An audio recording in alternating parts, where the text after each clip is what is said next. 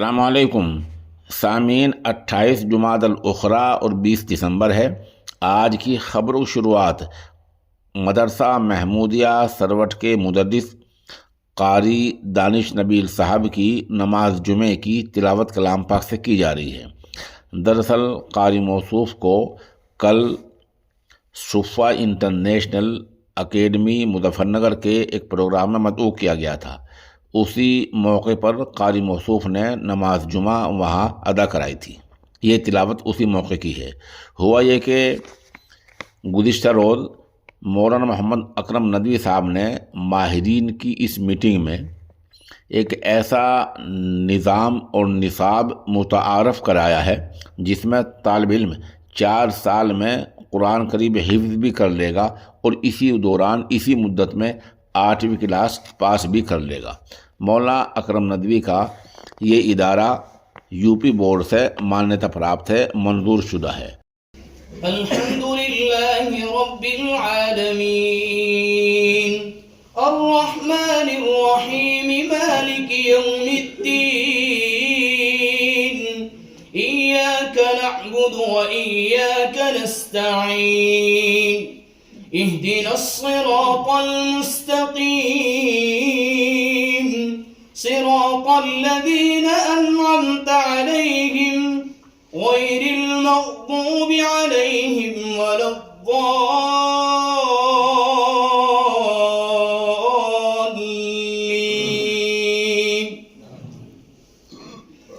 या अय्युहल्लज़ीना आमनू इज़ा नूदिया लिस्सलाति मिन यौमिल जुमुअति फस्अऊ इला ज़िक्रिल्लाहि वज़रुल बैअ ذلكم خير لكم إن كنتم تعلمون فإذا قضيت الصلاة فانتشروا في الأرض وابتغوا من فضل الله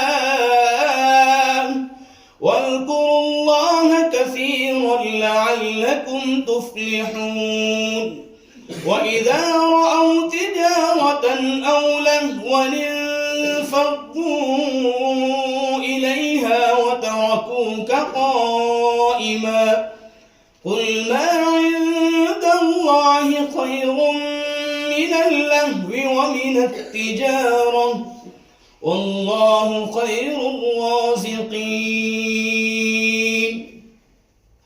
الله أكبر. الحمد لله رب العالمين الرحمن الرحيم مالك يوم الدين إياك نعبد وإياك نستعين اهدنا الصراط المستقيم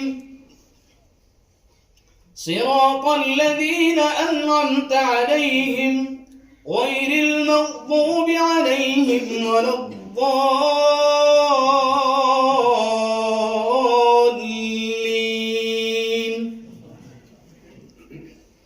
يا أيها الذين آمنوا لا تلهكم أموالكم ولا أولادكم عن ذكر الله